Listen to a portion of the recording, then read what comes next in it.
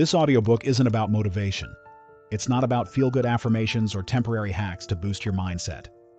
Because feel-good affirmations or temporary hacks is not going to work for you, and why, you might ask. Because there is a struggle for power raging inside you. How to control your mind. Every day, every decision, every dream left unrealized. The enemy? Not your circumstances, not other people. It's your own mind. More specifically, the part of your mind you never consciously chose. The part that sabotages, delays, doubts, and destroys. Introduction. This audiobook is your guide to confronting that inner saboteur. It will take you deep into the hidden layers of your subconscious, the programs you didn't write, but that run your life. You'll learn why you hesitate when you want to act, why you quit when you're about to break through, why you keep repeating patterns you swore you'd never fall into again. But more importantly, you'll learn how to take your mind back. Each chapter is a weapon, each insight a tool. And by the time you finish, you won't just understand yourself, you'll be able to reprogram yourself. Because once you realize the enemy isn't the world, but the code running silently inside your mind, that's when you start winning. Chapter 1. The Enemy Within, Exposing the Mind's Saboteur. Have you ever wondered why, despite having good intentions, a clear plan, and even strong motivation, you still end up sabotaging your own progress? It's not bad luck. It's not the world out to get you. The real culprit, the one pulling the strings behind your every hesitation, doubt, and delay, is your own mind. More specifically, it's your subconscious programming. The part of you that operates in the dark, silent, invisible, and most of the time in total control. From the moment we're born, our minds begin to absorb information like a sponge. Beliefs, behaviors, emotional reactions, rules about how life should work. And most of that comes from parents, culture, school, religion, and early emotional experiences. By the time you're 7 years old, your mental operating system is nearly fully installed. But here's the kicker. You didn't choose the code. You inherited it. And unless you consciously rewrite it, that code runs your life. Think about this. Your conscious mind is like the captain of a ship. It can direct, choose, and will things into motion. But the subconscious, that's the engine room. It doesn't think. It just follows orders it was given long ago, even if those orders are outdated, irrational, or flat-out self-destructive. You want to be wealthy? Your conscious mind says yes. But if your subconscious believes money is evil or you're unworthy of success, you'll unconsciously repel wealth. You'll procrastinate, overlook opportunities, self-sabotage. Why? Because the subconscious always wins. Not because it's stronger, but because it's always on, running 95% of the show. Let that sink in. Most of your daily actions, decisions, emotional reactions are not conscious. They're automatic, habitual, pre-recorded loops. So here's the hard truth. The greatest enemy you will ever face is not external. Not a boss, not your ex, not your circumstances. It's the hidden programming within your own mind. And until you confront it, you will continue to play a game rigged against you, by you. But don't be discouraged, because once you understand how the mind works, you can begin to work it. You can rewire the patterns. You can change the code. The path begins with awareness. Start by observing your thoughts. Not just what you're thinking, but why you're thinking it. Notice the internal resistance that shows up when you try to do something bold. Pay attention to the stories you tell yourself. I'm not good enough. I'll fail. It's too late for me. Every story is a program, and every program can be rewritten. This chapter is your wake-up call. Your mind is not the enemy, unless you let it remain unconscious. But the moment you shine a light on it, you reclaim your power. So ask yourself, who is really running my life? Me or the unexamined programs installed in childhood? The real war is not out there. It's within. And this is the beginning of your liberation. Chapter 2. The Invisible Code. How your subconscious runs the show. What if everything you do, every choice, every reaction, every belief, isn't really yours? What if it's all running on a silent operating system you didn't install? The subconscious mind is not just a concept in psychology, it's your actual code base, and unless you rewrite it, your life will keep echoing the same patterns, dressed up in new faces, jobs, or places. Think of your mind like a computer. Your conscious thoughts? That's the screen. What you see, what you click. But the subconscious? That's the source code running beneath. It controls everything, even if you're not aware of it. You might say, but I want to be rich, I want to be happy, I want to be confident. Sure, that's the screen talking. But if the code underneath says, I don't deserve wealth, or success is dangerous, or love always leads to pain, then guess what? The screen loses. The origin of the code. Here's the part most people never examine. That code was installed early, long before you had the tools to defend yourself. Every experience in your childhood, every emotion you weren't allowed to express, every adult who told you, you can't, you're too much, or that's not realistic. They were programming you. By age 7, your subconscious mind is already running the show. By age 14, it's reinforced. By adulthood, it's running loops so tight that you don't even realize you're trapped. You're not lazy. You're not weak. You're not unmotivated. You're just running code that says, stay safe, don't grow, don't risk. Because at some point, growth hurt, and the subconscious only cares about survival, not your dreams. The enemy wears familiar clothes. You ever find yourself self-sabotaging at the edge of a breakthrough? You get the opportunity you've been waiting for, and then you ghost it. You're offered love, and then you push it away. You make money, and then you find a way to lose it. That's not you failing. That's your subconscious winning. It's keeping you in alignment with the code it believes is safe, even if that safety means chaos, poverty, or loneliness. If that's what's familiar, the code will choose it. Every time. Because to your subconscious, familiar equals safe, and safe equals survival. So you wonder why you can't change? It's because you're trying to paint a new future on top of a corrupted blueprint. You don't rise to your goals. You fall to your programming. That's the brutal truth most people ignore. You can visualize all you want. You can say affirmations in the mirror until your voice cracks. But if the code underneath says, this isn't who I am, then it will delete everything you build. Effort is not enough. Conscious desire is not enough. You must rewrite the code. Because right now, you're not just fighting the world, you're fighting you. And if you don't learn how to take control of the script running inside your mind, you'll keep playing the same role in a movie you didn't choose. Chapter 3. Mental Loops. Escaping the Trap of Thought Addiction. Why do we keep thinking the same thoughts, day in, day out, expecting a different result? Because the mind, left unchecked, becomes addicted to its own patterns. And thought is the most subtle addiction of all. Most people don't realize this. The average human thinks around 60,000 to 70,000 thoughts per day. And here's the kicker. Over 90% of those thoughts are the same ones you had yesterday. So you wake up, check your phone, think about your to-do list, remember who hurt you, worry about money, compare yourself to others, and replay old stories. You do this day after day, and then wonder why your life doesn't change. It's not that change is impossible. It's that your mind is trapped in a loop, and loops don't break on their own. The addictive nature of thought. Thoughts aren't just electrical signals, they're chemical.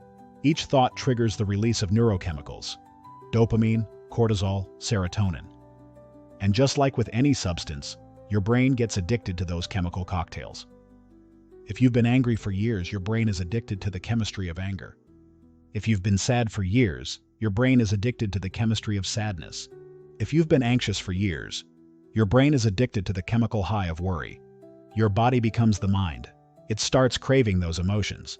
And without even realizing it, you start unconsciously creating situations just to feel them again. You think you're reacting to life, but in reality, you're relapsing. the thoughts that think you. Here's a hard truth. Most of your thoughts aren't even yours. They're echoes of your past, echoes of your culture, echoes of your parents' fears, your teacher's criticisms, your society's limits. You think you're the thinker. But if you zoom out, you'll see. Most of the time, you're being thought. You're not living with a mind. You're living inside one. And unless you learn to break the pattern, your future will just be a more polished version of your past. The illusion of thinking your way out. We've been conditioned to believe we can think our way through anything. But here's the paradox. The same mind that created the loop cannot break it. You can't outthink an addiction to thought. You don't need more thoughts. You need awareness. Silence isn't the absence of thinking. It's the space where real power begins. When you learn to observe your thoughts without following them, you interrupt the loop. And in that gap, between stimulus and reaction, you reclaim your power. That's where the old program begins to glitch. That's where new code can be written. The exit strategy. So, how do you begin?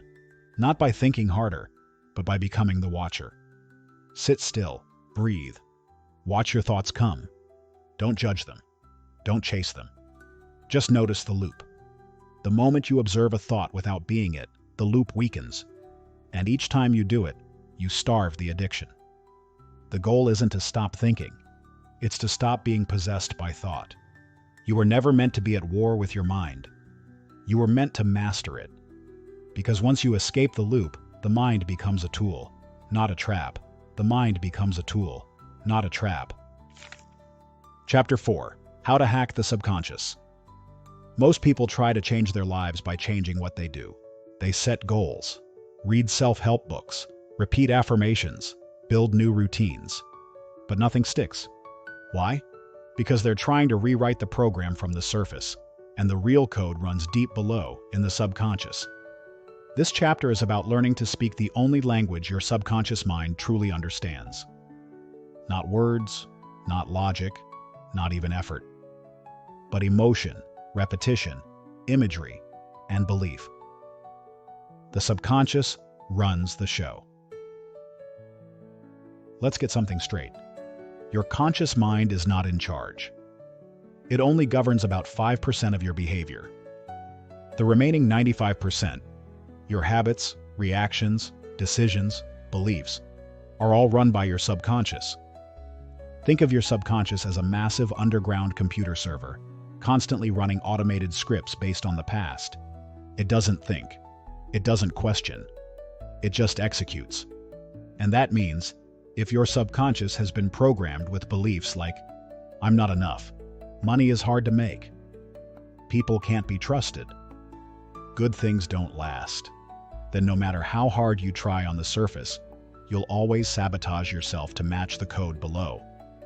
Until you reprogram that code, the system will always reset to default. Where did the program come from? The first 7 years of your life were a hypnosis. During that time, your brain was primarily operating in theta waves, the same brainwave state used in deep meditation and hypnosis. In other words, everything you heard, saw, and felt as a child became truth to your subconscious. If you grew up around fear, your nervous system wired itself around anxiety. If you were criticized often, your self-worth was reduced to a fragile shell. If you were made to feel invisible, you began to equate silence with safety. You didn't choose these programs, you inherited them. But here's the beautiful thing. You can rewrite them. Not with brute force, but with precision. Why surface changes don't stick. Let's say you write down a goal. I want to be confident.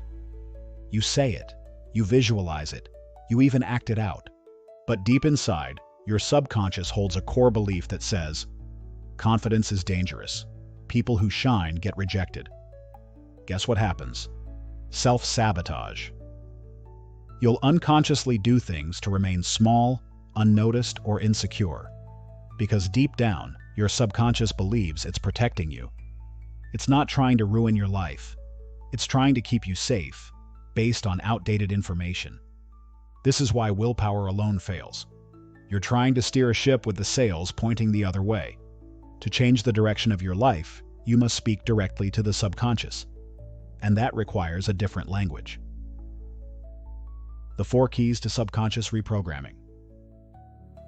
There are 4 main ways to reprogram your inner code. First, repetition in an altered state. Your subconscious is most impressionable in theta state, just before sleep or right after waking. This is your golden window. During this time, repeating empowering affirmations, visualizations, or desired beliefs can actually sink in. Say your affirmations as if they're already true. Feel them. Don't just think, "I am confident." Breathe it into your body. Let your nervous system believe it's real. Do this consistently, and the subconscious will begin to accept the new code as familiar. 2. Imagery and emotion. The subconscious doesn't speak words, it speaks pictures and feelings. So, if you want to install a new belief, imagine it vividly. See it, feel it, smell it. Make it real in your inner world. Don't just affirm, "I am abundant." Visualize the lifestyle that matches that abundance. Feel the gratitude, the freedom, the peace. Let your body believe it's already here. The stronger the emotion tied to the image, the faster the installation. The subconscious doesn't know the difference between what's real and what's vividly imagined. Use that to your advantage. 3. Breaking the old pattern. Every time you catch yourself acting out an old belief, stopping yourself from speaking up, procrastinating, shrinking, that's a moment of power. Interrupt the pattern. Ask yourself, what belief am I acting out right now? Awareness is the first crack in the code. And once you're aware, you can make a new choice, no matter how small. Each new choice lays new neural wiring. Over time, new wiring becomes new behavior, and new behavior becomes a new reality. 4th, environmental reinforcement. Your subconscious is always watching your surroundings. What you watch, listen to, and immerse yourself in either reinforces your old code or seeds new ones. Change your inputs. Listen to audio programs that support your desired identity. Surround yourself with people who already live the reality you want to create. Remove daily exposure to fear, gossip, and toxicity. Your environment is either supporting your reprogramming or undoing it. Be intentional. The identity shift. The deepest layer of reprogramming is identity. You can't just change what you do. You must change who you believe you are. Don't say, "I want to become confident." Say, "I am someone who radiates confidence." Don't say, "I'm trying to be abundant." Say, "Abundance flows to me because that's who I am." The subconscious is always working to keep your external life aligned with your internal identity. Change the identity, and the behaviors will follow. The power of present tense programming. Your subconscious doesn't understand future tense. When you say, "I will be successful," it hears, "Success is not here now," and it keeps success in the future, just out of reach. Instead, program in the present. "I am aligned with wealth. I am loved and worthy now. I trust life is working in my favor." Make it current. Make it emotional. Make it real. Beware of conflicting signals. You might be doing all the right things, meditating, visualizing, journaling.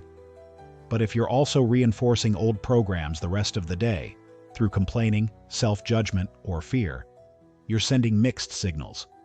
Your subconscious doesn't respond to isolated rituals. It responds to your dominant state. So the real work is not in what you do once a day. It's in who you are being all day long. Every thought, every reaction, every emotion, they're all votes for your inner program. Choose wisely. You are the coder. You weren't born broken. You were programmed unconsciously. Now you get to consciously reprogram yourself. You don't need to fix yourself. You were never broken. You only need to uninstall the lies. You are not your past. You are not your fears. You are not the story someone else wrote for you. You are the coder now, and the mind you once thought was your enemy, that same mind will become your most powerful ally. Same mind will become your most powerful ally. Chapter 5. Mental Resistance. Why Change Feels Like Death. There's a moment in transformation when you're not who you used to be, but not yet who you are becoming. That moment feels like a void, a free fall. And it's in that space that resistance is loudest. Not because something is wrong, but because something is shifting. Change is death to the part of you that's always survived by being the same. When people talk about transformation, they often picture freedom, clarity, abundance. And while all of that is real, there's a shadow side no one warns you about. That part where the mind starts panicking, whispering that you're unsafe, that you're making a mistake, that you're abandoning something important. That voice isn't your enemy, but it is the voice of your old programming doing its job, to keep you alive by keeping you the same. The subconscious mind is wired for familiarity, not success. Its first priority is survival. And to your survival system, known suffering is often safer than unknown happiness. If you've lived years being broke, overthinking, lonely, self-critical, those patterns have become home. They've written themselves into your nervous system like background music. Even if they make you miserable, they're predictable. And to the subconscious, predictable equals safe. Now, try to imagine changing that. Imagine stepping into a reality where you're powerful, magnetic, decisive, open to love, aligned with abundance. Sounds great consciously, right? But to the part of your mind that only trusts repetition, it sounds like a threat. This is why, when you're on the verge of breaking through, everything suddenly feels harder. Old habits flare up. Procrastination sneaks in. Doubt creeps closer. You start questioning everything. This is resistance, and it's not here to ruin you. It's here because a part of you believes change equals danger. Let's get something straight. Your mind isn't trying to sabotage you. It's trying to protect you, in the only way it knows how. It's using outdated software to keep you from getting hurt, embarrassed, rejected, or overwhelmed. But if you don't understand this, you'll think resistance means stop. You'll misinterpret fear as a red light, when in truth it's a yellow one. It means slow down and pay attention, not turn back. The truth is, real change rarely feels good at first. It feels unfamiliar, disorienting, vulnerable. That's because you're not just changing your thoughts, you're changing your identity. You're rewriting the operating system your life runs on. And that takes energy, repetition, and compassion. So how do we move through resistance without triggering full-blown self-sabotage? Let's break it down. Step 1. Normalize the fear response. First, stop thinking something's wrong with you because you feel resistance. It's not a sign of weakness. It's a biological survival response. When you stretch beyond your comfort zone, the amygdala, the brain's threat detection center, lights up. It doesn't know the difference between emotional vulnerability and physical danger. It just senses deviation from the norm and sends out a warning flare. Danger. Don't proceed. That's why it's so important to anticipate this fear in advance. Expect it. Normalize it. Thank it for trying to protect you, but don't let it drive. This isn't about erasing fear. It's about building a relationship with it. Let it speak, but don't give it authority. Step 2. Create micro shifts, not earthquakes. One of the biggest mistakes people make is trying to overhaul everything at once. You don't need a full personality transplant overnight. In fact, going too fast can overwhelm your nervous system and cause snapback. Instead, think in terms of micro shifts. Small, repeatable choices that gently stretch your identity. Tiny moves that say, "Hey mind, we're safe here." Want to become someone who speaks up confidently? Start by practicing one brave sentence a day. Want to believe you're worthy of love? Begin with eye contact in the mirror. Want to shift your money beliefs? Start by tracking what you already have with gratitude. Micro shifts signal to your subconscious. Look, we're doing something new and we didn't die. That's how trust is built. Step 3. Anchor change in the body. Mental resistance isn't just in your head, it lives in your body. Your body remembers who you've been. That's why change feels heavy, stuck, or anxious. The nervous system resists transformation because it hasn't yet learned the new rhythm. So speak to the body in its own language. Breath, movement, presence. When resistance hits, don't argue with it mentally. Drop into the body. Try this. Breathe slowly for 2 minutes. Shake out your limbs to discharge stuck energy. Sit in stillness and name what you're feeling without judgment. These simple practices help regulate your nervous system, turning off the false alarms so you can keep moving forward. Step 4. Separate from the inner critic. Most of us mistake resistance for truth, but it's just a voice, and not a particularly wise one. The inner critic thrives during change. It mimics your voice, borrows memories from your past, and whispers familiar doubts. You'll fail again. Who do you think you are? This isn't you. Recognize that this voice isn't you. It's a survival mechanism built from old pain, childhood conditioning, and societal noise. Give it a name if it helps. The doubter, the protector, old code. Speak to it with curiosity, not fear. I hear you. But we're choosing differently now. By creating space between you and the critic, you reclaim authorship of your story. Step 5. Commit to repetition, not perfection. Here's the quiet truth most people miss. Resistance weakens through consistency, not force. The more you show up, even imperfectly, the more your subconscious adapts. The more you repeat a new behavior or belief, the more it becomes the new familiar. You don't need to believe in your transformation fully.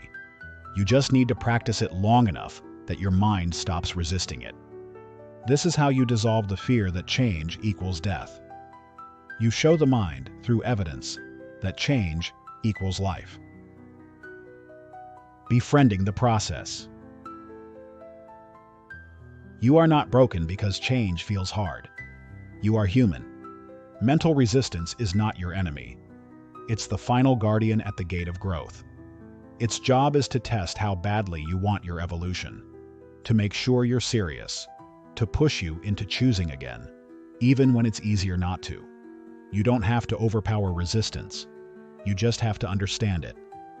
Love it. Work with it. Because once you move through it, once you choose the unfamiliar and survive, the resistance fades. The new becomes normal. And the mind, once an obstacle, becomes your ally. The death you feared wasn't yours. It was the death of your limitations. Let them go. You're ready for more. Chapter 6. Chapter 6.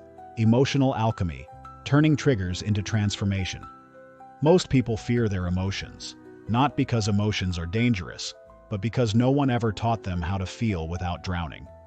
We're told to stay calm, think positive, don't overreact. So we stuff things down, label them as irrational, or pretend they don't exist. But unprocessed emotion doesn't disappear. It waits. It leaks out through our reactions, our relationships, our self-talk. And the louder the unhealed emotion becomes, the more we try to silence it, with distractions, addictions, perfectionism, or numbness. But what if the very things that trigger you are trying to heal you? This is emotional alchemy.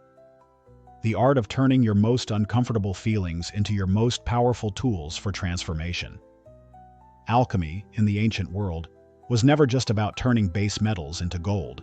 It was a metaphor for inner refinement, for taking something raw, chaotic, even painful, and using it to uncover something sacred, luminous, and wise. Your emotions are that raw material, and every trigger is an invitation to go deeper, to reveal what's hidden, unspoken, or waiting to be released. The truth about triggers. Let's start by redefining a word that's often misunderstood: trigger. A trigger isn't the problem. It's the messenger. It's the moment something external, a comment, a look, a memory, a failure, activates something unresolved within you. When someone criticizes you and your chest tightens, That's not about the words. It's about a deeper belief you hold. Maybe I'm not good enough. When someone doesn't reply to your message and you spiral into overthinking, that's not about the silence. It's about the echo of being ignored, abandoned, or dismissed in the past. Every trigger is a breadcrumb back to the source, and that source is always internal. But most people never pause long enough to decode the emotion. They react, they shut down, they blame, or they shame themselves for feeling anything at all. This is where the cycle begins, and where it can end. Emotional reactions are feedback, not failures. When you're emotionally triggered, your body responds before your mind can explain why. Your breath shortens, your heart races, your stomach churns. These are not flaws, they're feedback. They're your nervous system saying, "There's something here. Pay attention." But instead of paying attention, we usually do one of two things. Suppress the emotion, push it down, pretend it's fine. Project the emotion, lash out, blame others. Both responses keep you trapped in the same emotional loops. Alchemy happens when you choose a third path, to observe, feel, and transform. And the process begins by getting curious instead of reactive. Step 1. Name what you're feeling. It sounds simple, but this is where most people struggle. We were taught math and grammar in school, not emotional literacy. So instead of saying, "I feel shame because I think I failed," we say, "I'm fine." Or worse, "I'm such a mess." To break the pattern, you must give the emotion a name. Why? Because naming it tames it. Neuroscience shows that labeling a feeling helps deactivate the amygdala, the emotional fear center in the brain. It brings awareness online. Try phrases like, "I notice I feel anxious." "I'm experiencing a wave of sadness." "There's some anger showing up right now." This is not weakness. This is self-leadership. Step 2. Ask what it's pointing to. Once you've named the emotion, don't rush to fix it. Instead, ask, "What is this feeling trying to show me?" Behind every intense emotion is a story, a belief, a wound, an unmet need. For example, anger often points to a boundary being crossed.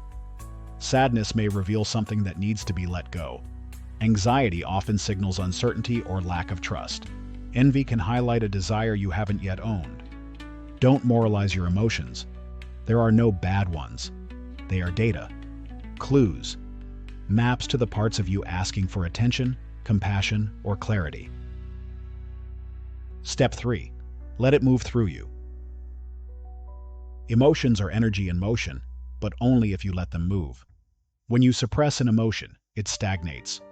It creates tension, fatigue, burnout, or illness. When you over-identify with it, it becomes your identity. I am anxious. I am broken. The key is to feel without fusing. Let the emotion rise and fall like a wave, and stay present as the observer.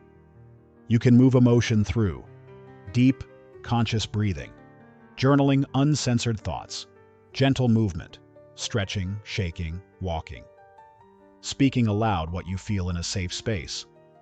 You don't need to intellectualize everything. Sometimes emotion just wants to be felt fully, and then it passes. Step 4. Rewire the reaction loop. Each time you react from a trigger without awareness, you reinforce a neural pathway, a groove in your brain that says, "When X happens, I must feel Y." But with awareness comes the power to pause, to rewire. Here's how. Notice the trigger as it happens. Name the emotion. I feel hurt. Locate it in your body. It's in my chest. Ask the deeper question. What is this hurt reminding me of? Breathe into the discomfort. Give it space. Choose a new action, kindness, boundaries, truth. Over time, this practice rewires your brain for presence over panic, choice over compulsion, and awareness over autopilot. Step 5. Make peace with discomfort. Here's the paradox of emotional alchemy. The moment you stop trying to escape discomfort, is the moment it loses control over you. You don't have to like discomfort, but if you can sit with it, without numbing, fixing, or fleeing, it transforms. Why? Because your nervous system learns, I can feel hard things and survive. This is emotional resilience, not the absence of pain, but the presence of capacity. The ability to meet your emotions with strength, compassion, and curiosity, not fear. The gift of triggers. The people who trigger you, the situations that frustrate you, the emotions that scare you, they are not obstacles on your path. They are the path. Because every trigger is a flashlight pointing to the parts of you still waiting to be seen, still waiting to be healed, still waiting to be chosen with love. And when you choose to meet your emotions, all of them, without judgment, something incredible happens. You become whole, no longer at war with yourself, no longer a slave to reactions, no longer defined by your past pain. You become the alchemist, and in your hands, every feeling, even the hardest ones, becomes fuel for your freedom, becomes fuel for your freedom. Chapter 7. The Mind-Body Loop. How Thoughts Create Chemistry. Your body listens to your mind, not metaphorically, not symbolically, but biologically. Moment to moment, thought by thought, your brain sends chemical messages into your bloodstream that shape how you feel, how you heal, and how you show up in the world. This is not just positive thinking. This is biochemistry. Every time you think a thought, your brain generates a corresponding emotion. And that emotion floods your body with neuropeptides, hormones, and energetic signatures. If you think anxious thoughts, your body produces cortisol and adrenaline. If you think joyful thoughts, it releases dopamine and serotonin. Your body doesn't question whether a thought is real, logical, or helpful. It reacts chemically. This is the mind-body loop, the feedback system through which your thoughts create feelings. Your feelings influence behavior, and your behavior reinforces the original thoughts. And once you understand how this loop works, you gain access to something most people never realize they have: the power to change your internal chemistry by changing your mental patterning. Let's break this down. Every thought is a signal. Your brain doesn't just process information, it broadcasts it. Each thought you think fires a network of neurons in the brain. Neurons that fire together wire together. That means the more you think something, the more automatic it becomes. Think "I'm unsafe" over and over, and your body adapts to that belief by staying tense, guarded, inflamed. Think "I can't handle this," and your immune system gets the message: stand down, stay stressed, survive. This isn't spiritual speculation. It's psychoneuroimmunology, the study of how mental states affect the immune system and bodily function. What's fascinating is that your body doesn't know the difference between an imagined threat and a real one. You can be sitting on your couch, perfectly safe, but if your mind replays an argument, a worry, or a worst-case scenario, your body reacts as if it's happening all over again. Your heart rate increases, muscles tighten, breathing becomes shallow, digestion slows, cortisol rises. That's the mind-body loop in motion. And when this loop becomes chronic, when stress becomes a baseline, the body begins to deteriorate. Fatigue, anxiety, chronic pain, hormonal imbalances. These are often not separate physical problems, but the chemical echo of unresolved mental loops. Emotions are chemistry in motion. Let's talk about feelings, not as fleeting moods, but as physical messengers. Every emotion you experience is a chemical state. It has a half-life, a signature, a hormonal footprint. And it doesn't just live in your head, it lives in your tissues, your breath, your immune response. When you feel shame, your body contracts. When you feel joy, it expands. When you feel love, oxytocin floods your system, softening your heart and soothing your nerves.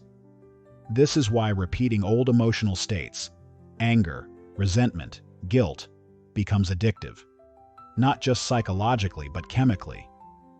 Your body becomes used to the chemicals associated with those emotions. It starts to crave the familiar state, even if it's painful. This is emotional homeostasis, the body keeping you in the emotional frequency it's most used to. And unless you interrupt the pattern, you'll keep recreating the same internal weather, no matter how many external things you change. The body becomes the memory. After a while, the body doesn't need the original thought to keep the loop going. Let's say you experienced fear repeatedly in your childhood. Eventually, your nervous system memorized fear as a baseline. As an adult, even if the environment has changed, your body may still default to that fear state. Not because you're actually in danger, but because the mind trained the body to expect it. And now, the body is in control. This is when people say, "I know I shouldn't be scared. I know everything is fine, but my body doesn't feel safe." That's not irrational, that's conditioning. When the body becomes more familiar with survival chemistry than peace chemistry, your thoughts start to follow your feelings instead of the other way around. You wake up feeling off, and then your mind invents a reason for it. This is the reversal of the loop, the body triggering the mind, and it reinforces the cycle. Interrupting the loop. So how do you change it? Not by force, not by guilt, but through gentle repetition, awareness, and new experiences. Here are the steps to begin reversing the mind-body loop. 1. Observe without judgment. Become aware of your most repeated thought loops. What's the internal narrative you default to? I'm overwhelmed. I'm not safe. Something's going to go wrong. Don't fight it. Don't label it as bad. Just witness it. This witnessing creates space between stimulus and response, the space where transformation begins. 2. Change the thought. Change the chemistry. Choose one thought pattern to interrupt daily. Instead of, "I'm not safe," repeat, "Right now, I am grounded and supported."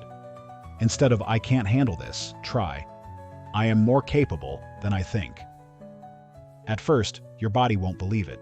That's okay. You're not lying.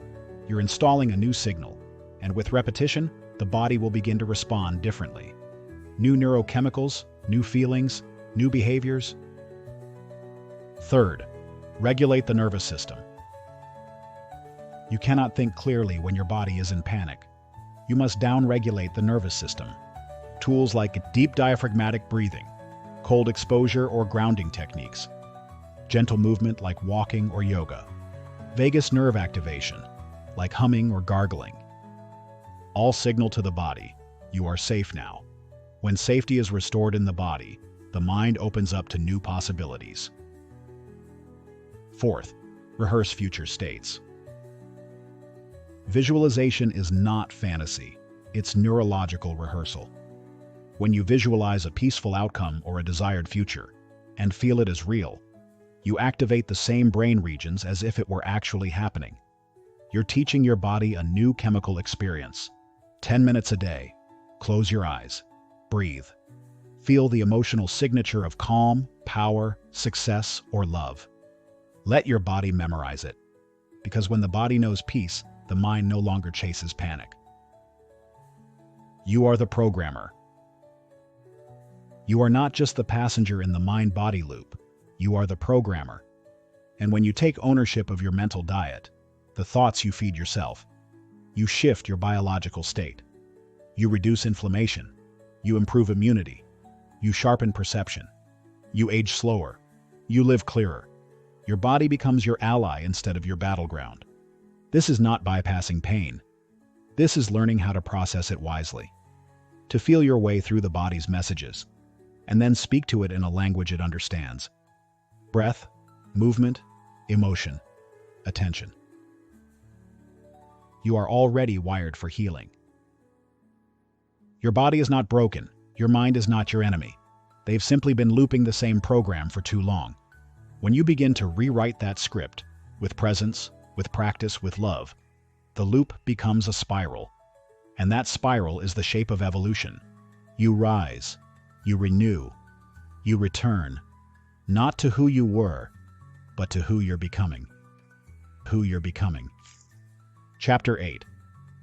Stillness is the shortcut. reclaiming power through inner silence.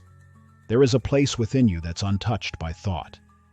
It exists beneath the stories, beneath the fears, beneath the identity you've built and rebuilt over time. It's not found through effort. It's not accessed by thinking harder, doing more, or fixing yourself. It reveals itself the moment you become still. Stillness is not emptiness. It's presence without noise. It's the eye of the storm, the quiet space between breaths, the moment between thoughts. And it's in that space where all healing begins. This chapter isn't about adding more tools.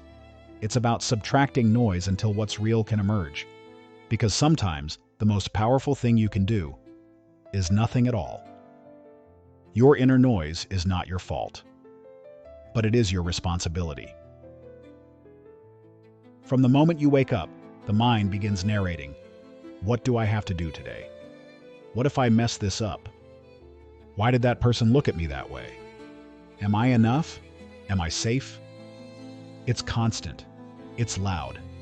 And most of it is recycled from yesterday. This noise isn't you. It's a product of memory, habit, and conditioning. The mind thinks it's helping, predicting, analyzing, problem-solving. But it ends up creating a fog that disconnects you from the present moment. What's underneath all that thinking? Stillness, awareness, truth. This is why inner silence isn't passive. It's revolutionary. It cuts through the script. It exposes what's real, and it resets your relationship with your own mind. Why stillness feels uncomfortable at first. If silence makes you anxious, you're not alone. Most people don't avoid stillness because they're lazy or distracted. They avoid it because it exposes what's underneath the noise. When you get still, the suppressed emotions rise. The stories you've been avoiding start to echo. You feel your nervous system without distraction, and that can be overwhelming at first. But here's the truth. Discomfort in silence is not a sign that something's wrong. It's a sign that something's surfacing. It's like sediment rising to the surface of a still lake, not to drown you, but to be seen, released, and dissolved. And when you allow this process, you begin to reclaim the energy that was trapped in mental overdrive. Stillness is the reset button for identity. Every time you step into silence, you interrupt the identity loop. You stop being the name, the role, the job, the failure, the story. In the absence of constant thinking, there is no past to regret, no future to fear, no self to defend. You just are, and in that pure being, something subtle begins to happen.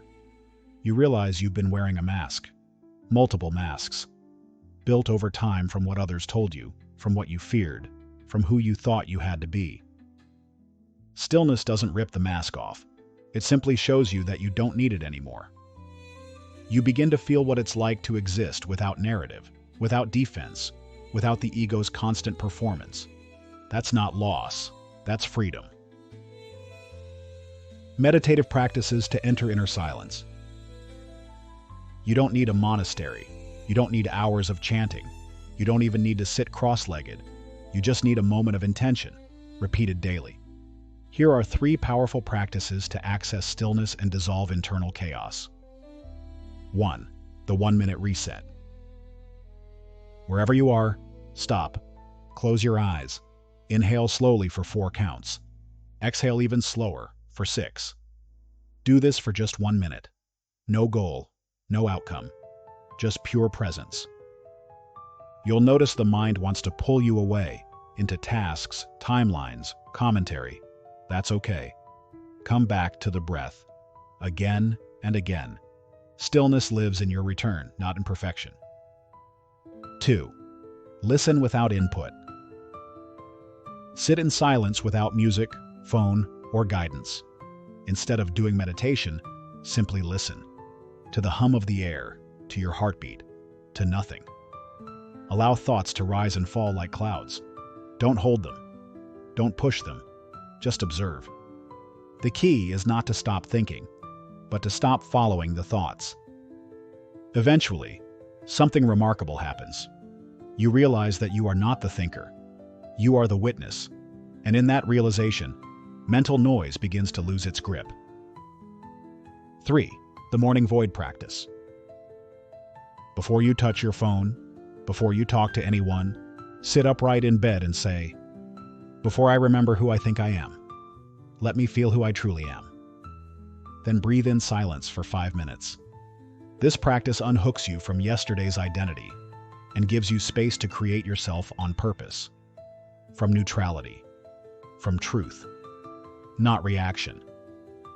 Stillness in the morning resets your internal compass before the world starts pulling on your energy. Why stillness is the shortcut. You could spend decades rearranging your thoughts, healing wounds one by one, analyzing patterns. And that path works. But there's a faster way. Go beyond the mind entirely. Sit in the space behind the thoughts. Rest in the awareness that watches it all. From here, you don't have to fix the mind, because you're no longer identified with it. In stillness, healing accelerates. Why? Because silence is a non-resistant state, and in non-resistance, energy flows again. The nervous system calms, the body heals, the soul breathes. This is why every spiritual tradition, every mystic, every awakened teacher returns to one truth. Be still and know. Know what? That you are not the chaos, that you are not the thought, that beneath all of it, you are whole. Stillness isn't the end, it's the portal. Stillness is not about withdrawal from life. It's not escapism, it's the opposite. It's how you re-enter the world with clarity, presence, and intention. It's how you become the calm in the storm, not because you avoid the storm, but because you found the I within it. In stillness, you stop reacting and start creating. You move from unconscious loops to conscious living, from egoic noise to embodied truth, from fear to freedom. From fear to freedom. Chapter 9. Installing the new operating system. Living as your future self. You've cleared the noise. You've touched stillness. You've witnessed your patterns from a higher perspective. Now the question is, what comes next? Transformation doesn't end with insight. Insight is only the doorway. Real change happens when you begin to live from a new internal blueprint. Not just think differently, but move, speak, choose, and respond as the version of you that already exists on the other side of resistance. This chapter is about integration, about locking in the reprogramming, about installing a new operating system, one that no longer runs on fear, survival, or outdated scripts, but on conscious identity, deliberate action, and aligned embodiment. If you've ever felt like you understand all this but keep slipping back into the old self, this is your missing link. Because becoming your future self is not about becoming someone else. It's about becoming fully you, without the protective layers. Why the mind defaults to the old program. Think of your subconscious mind like software, trained over years to run a certain script. That script includes your thoughts, habits, emotions, posture, tone of voice, expectations, and the way you see yourself. Even if you've outgrown the script, your body and nervous system might still be running it. Why? Because the subconscious doesn't respond to logic. It responds to repetition, familiarity, and emotional intensity. That's why reading a book or listening to an audiobook can spark a shift. But unless it's followed by new action, the old program slowly reboots. Not because you're weak, but because the current identity still feels safe to your nervous system. So to truly change, you need to do something revolutionary. Act from your new identity, before the mind catches up. This is how you install the new operating system. You don't wait for it to feel natural. You begin living as if, until it becomes natural. Embodying your future self, the 3-step framework. To upgrade your internal operating system, you don't need to fake anything. You just need to act in alignment with who you already know you are becoming. Here's how. 1. Identity. Lock in. Know who you're being. First, get crystal clear on the identity you're stepping into. Ask yourself, How does this version of me think? What do they believe about life, themselves, others? How do they walk into a room? How do they handle challenges? What do they tolerate or no longer tolerate? This isn't about imagining a better version of you. It's about uncovering the truest version, the one beneath conditioning. Now, write it down, speak it, visualize it, and most importantly, begin being it. When the old voice says, "That's not you," respond with, "That wasn't me, but this is." 2. Action alignment. Don't just think it, prove it. Every identity is reinforced by behavior, so if you want to reprogram your subconscious, you must take actions that prove the new story to your body. Here's the trick. Start with small, measurable shifts. If your future self speaks with calm clarity, practice slowing your tone in conversation. If they prioritize health, make one decision today that reflects that, even if it's drinking more water or stretching for 5 minutes. If they set boundaries, say no where you once said yes. Each aligned action sends a signal to your nervous system. This is who we are now. And over time, the body begins to believe it. Not because you forced it, but because you lived it. 3. Reinforcement loops. Make it unshakable. Change sticks when it's anchored. Here's how to reinforce your new identity so it doesn't get overridden by stress or old environments. Morning identity installation. Each morning, repeat a phrase that locks in your new self. For example, I'm not becoming, I'm being. I move as my future self, now. I already am who I choose to be. Environmental cues. Design your space to reflect your new identity. What books are visible? What reminders are on your mirror? What habits live on your calendar? Celebrate micro-wins. Every time you show up as your new self, no matter how small, acknowledge it. Celebrate it. Your brain wires change through emotion.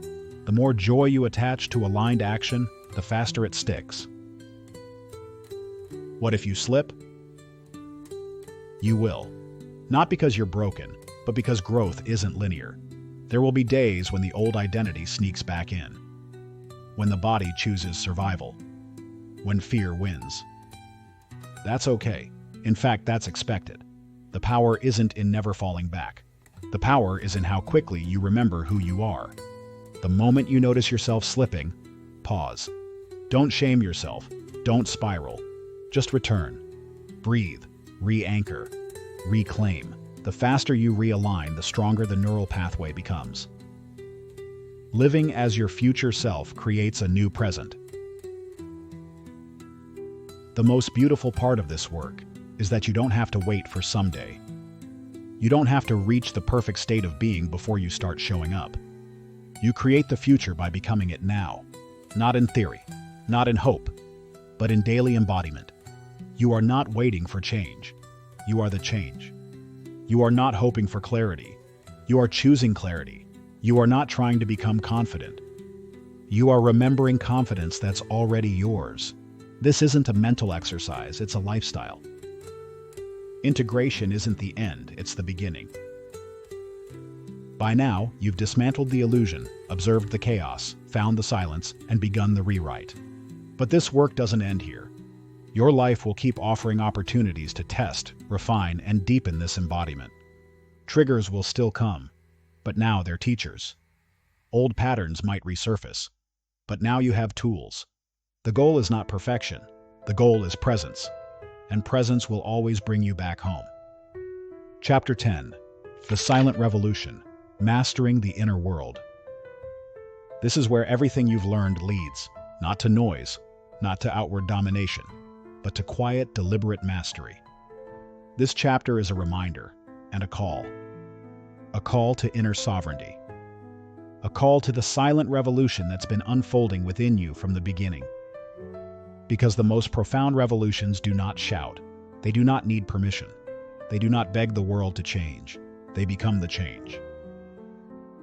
The only battlefield that matters. You live in a world constantly demanding your attention. Opinions, distractions, comparison, urgency. You're told that to make a difference, you must fight, argue, hustle, win. But here's what the awakened know. The only battle worth winning is the one inside your own mind. Until your inner world is free, no external victory will feel safe. Until you master your thoughts, your emotions will rule you. Until you claim your own attention, the world will steal it. And until you remember who you are, not who you were taught to be, you'll keep handing your power away. So, let's make it plain. The world doesn't need more controlled people trying to control others. It needs more sovereign beings, grounded, awake, and unshakable. It needs people like you, not to rebel against the system, but to transcend it entirely. What mastery really means. Inner mastery isn't about always feeling calm or positive. It's not about suppressing emotion or pretending nothing touches you. It's about responsibility. It's the deep realization. My reaction is mine. My thoughts are mine. My peace is mine to protect. It's understanding that while you can't control everything, you can choose how you relate to everything. That's freedom. That's power. That's real control. Mastery is waking up each day and recommitting to yourself, to your awareness, to the truth behind the noise. The revolution has no banner. You won't get a medal for mastering your inner world. No one will clap when you breathe instead of lash out. No headline will run when you choose compassion over control. This work is invisible. It's unglamorous and it's hard, and still, it is the most radical thing you can do. Because once your mind is clear, you don't just change your own life. You ripple through your family, your relationships, your work, your world. You become the anchor in chaos, the still point in storms, the calm presence that reminds others it's safe to come home to yourself. That's the revolution. Sovereignty is a practice, not a personality. You don't need to have all the answers to be free. You don't need to be perfect to be powerful. Inner sovereignty isn't something you achieve. It's something you practice. Daily, deliberately, quietly. It looks like noticing the thoughts before they run wild, choosing stillness when reaction is louder, asking, "What's true for me?"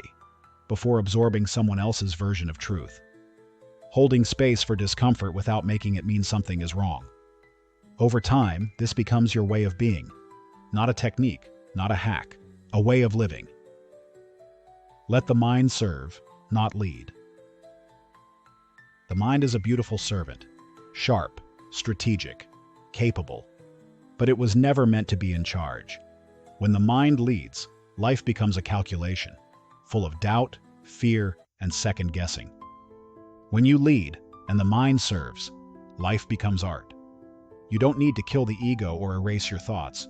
You just need to know who you are beneath them, the master behind the machine. Commitment, not conclusion. This chapter